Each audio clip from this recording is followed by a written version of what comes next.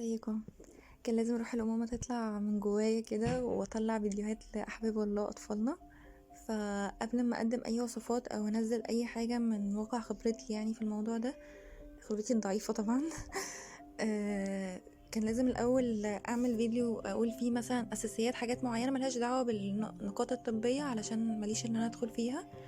بس حابة اتكلم مثلا عن ازاي اقدم الاكل للبيبي من اول ما يبدأ ياكل، ازاي ابدأ اخشن له الاكل، ازاي ابدأ اوصله ان هو يقدر ياكل لوحده، ازاي اسوي الاكل، ايه احسن طريقة وايه الافضل، ايه اللي يحتفظ بالقيمة الغذائية لاي وجبة ياخدها، وكلام يخص الموضوع ده، ازاي احضر الوجبة، ازاي اقدمها له مهروسة مثلا.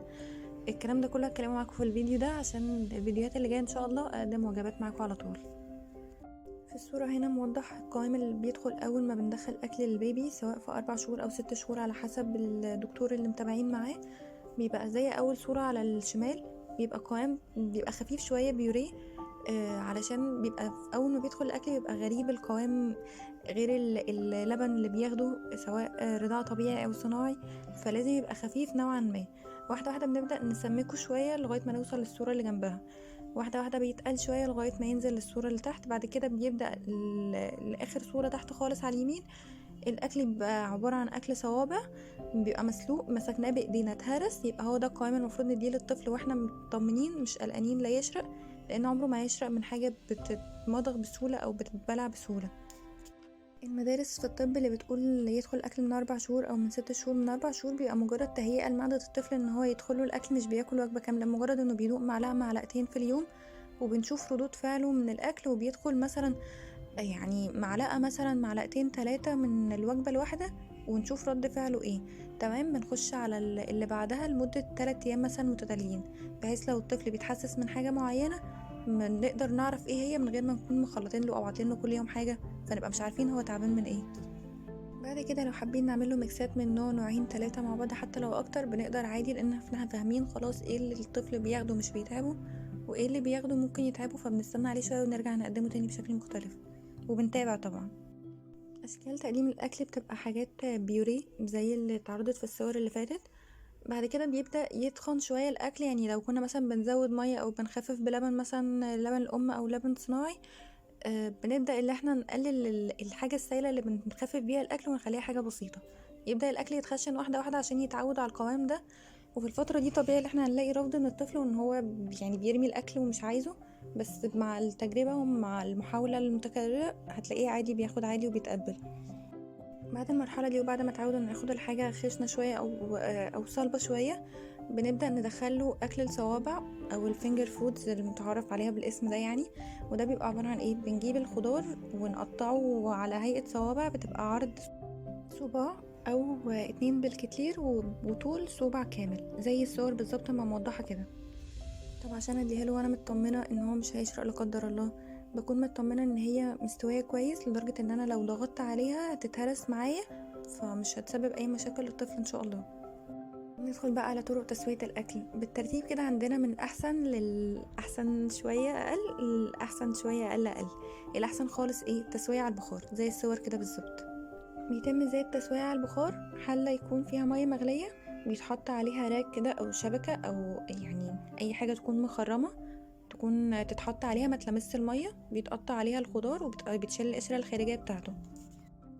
وبنشيل القشرة الخارجية علشان معدة الطفل مش هتقدر تهضمها ولا تستوعبها في الأول، فلازم الخضار يبقى الطبقة الداخلية يعني بدون أي قشرة خارجية في أي نوع خضار أو أي فاكهة هنعملها. تقطع قطع صغيرة غالبا كده، يعني مش صغيرة قوي عشان متفقدش القيمة الغذائية بتاعتها، وبتتحط جوه الشبكة دي وبتتغطى، وبيستوي الخضار او الفاكهة بالبخار. دي احسن طريقة ليه، لان بتحافظ لنا على القيمة الغذائية في كل حاجة حاطينها بتستوي في البخار، فمش بتفقد منها اي حاجة. ولما بنيجي بنخفف بعد كده بنضربها مثلا مع شوية مية صغيرين، او لبن رضاعة او لبن صناعي. والاشكال المتوفره للتسويه بالبخار زي ما موجوده في الصور كده، او اي حاجه موجوده عندكم في البيت تنفع. الموضوع ده مش هيفرق، اهم حاجه الحاجه تأدي الغرض بالظبط زي ما شرحت لكم وزي ما مشروح في الصور. ندخل بقى على تاني طريقة وهي التسوية في الفرن، ودي بتتم في صاج أو صينية بيتفرش عليها ورق زبدة أو البارشمنت بيبر، أو ورق خبز على حسب الاسم اللي بتقولولي. بيبقى زي اللي في الصور كده بالظبط. بيتم ازاي ده بقى؟